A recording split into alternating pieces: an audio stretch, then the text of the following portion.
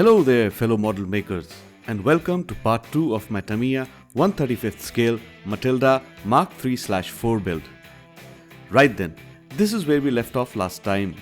The major part of the build is done, although I have left off many smaller parts from both the hull and the turret. The paint scheme I have chosen for the kit requires a lot of masking, and I thought that gluing on intricate pieces at this stage would make masking very hard. Not to mention, I am likely to break more tiny pieces than possible. So, I have decided to keep those pieces off and paint them individually and then glue them. Well, let's not waste any more time and get on with it. I start off by blowing off any dirt or lint that may be on the kit.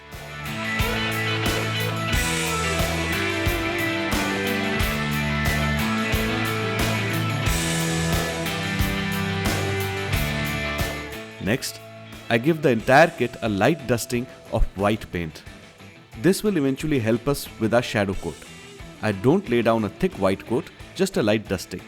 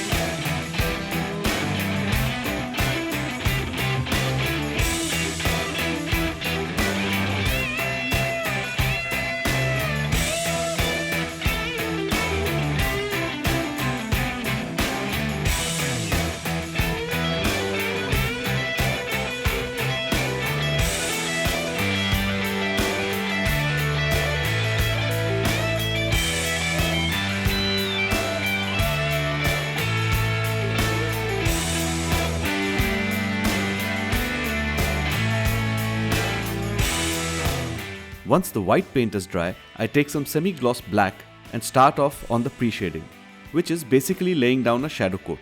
I move along the panel lines and also paint places where there would be natural shadows.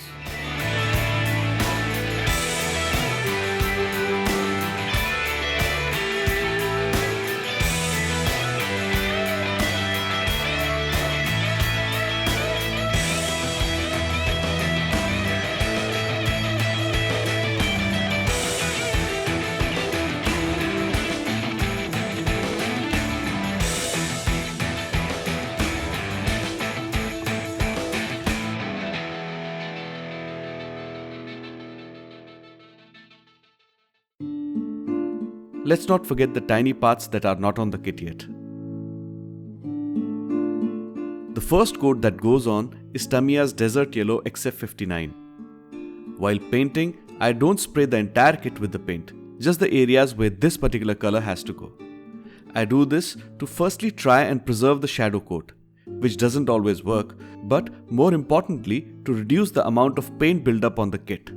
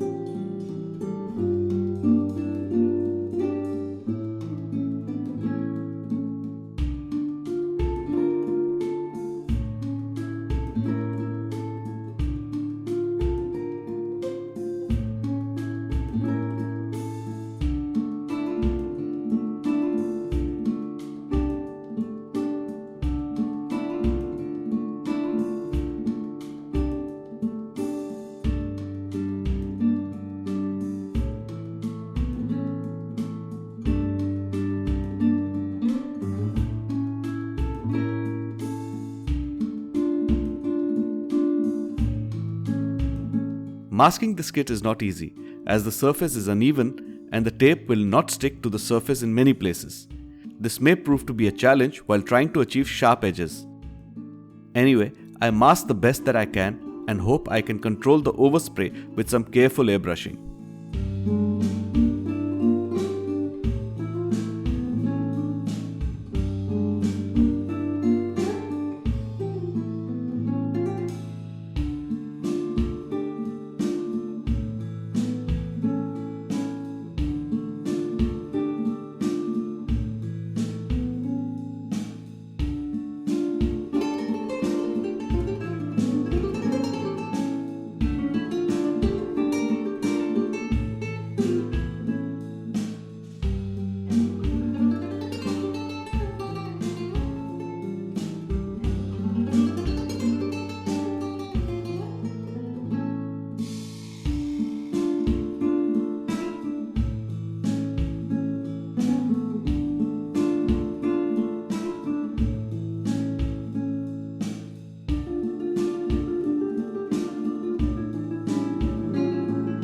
With the masking done, it's time for some Tamiya light blue XF23. Okay, here's the tricky part. The tape is not flush against the kit surface.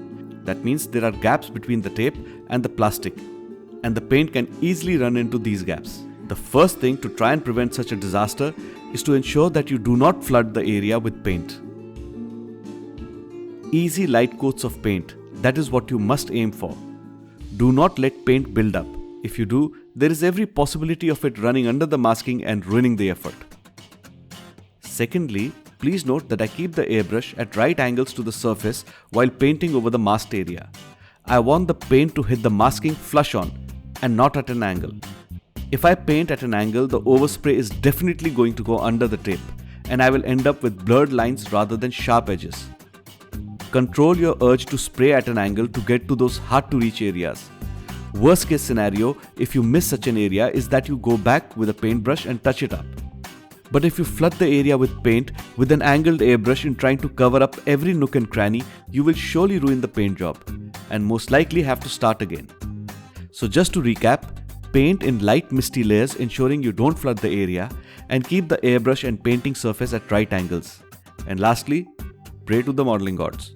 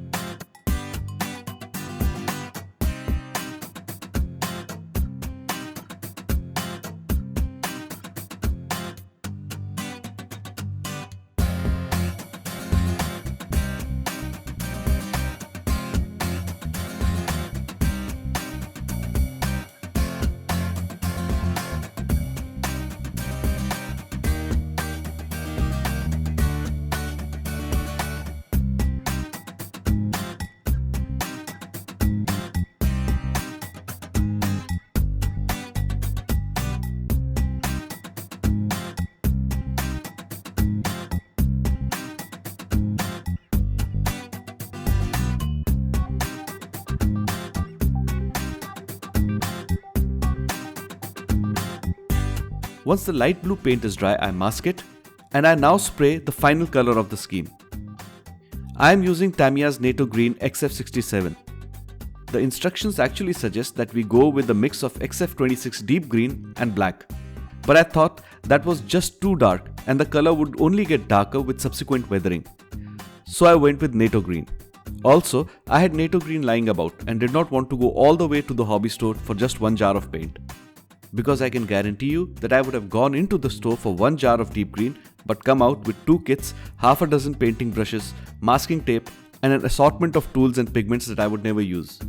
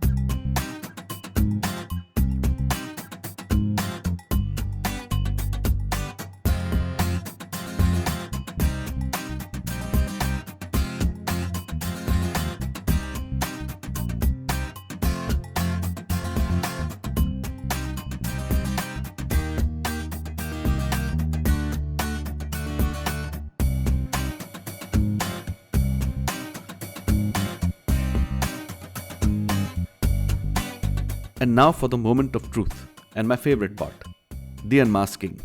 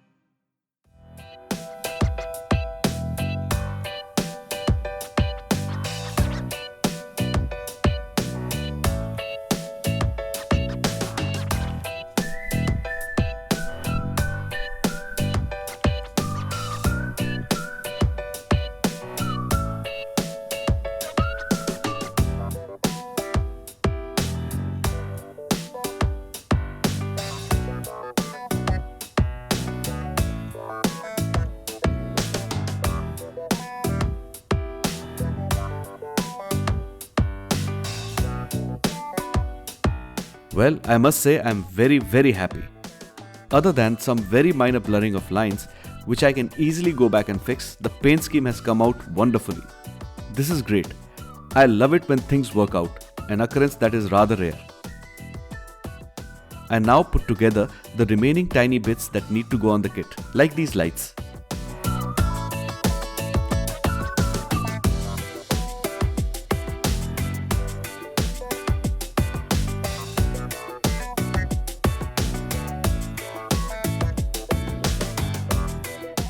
Next, I paint the tracks black. I have decided to go with the belt tracks. The thing is that there is not really a lot of detail on the tracks and not too much of a difference between these and the plastic link and link track. So, with no real advantage to the plastic tracks, I have decided to go the easier and quicker way.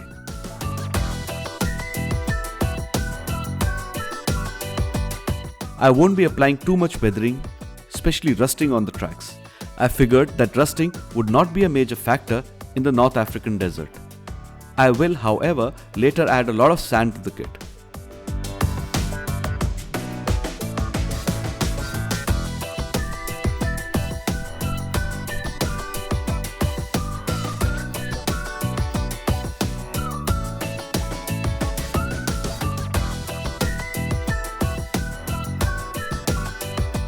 Once I had given the kit a couple of coats of gloss varnish, I fixed the decals. I used Mr. Mark Setter and Mr. Mark Softer for this.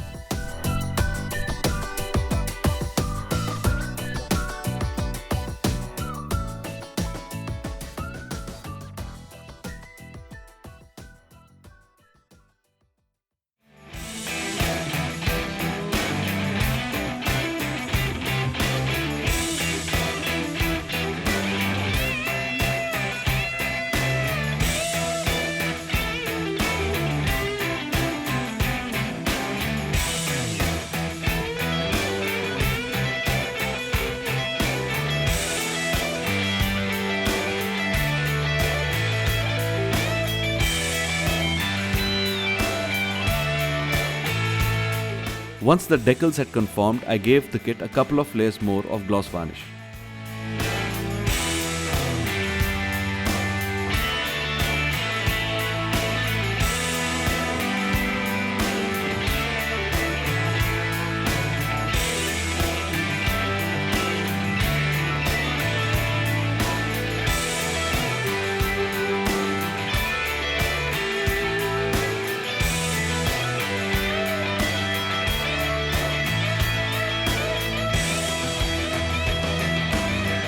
Alright then, fellow model makers, that's all for this time.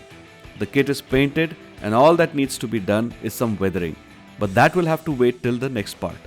I hope you enjoyed this video. Till next time, good luck and have fun with your modeling projects.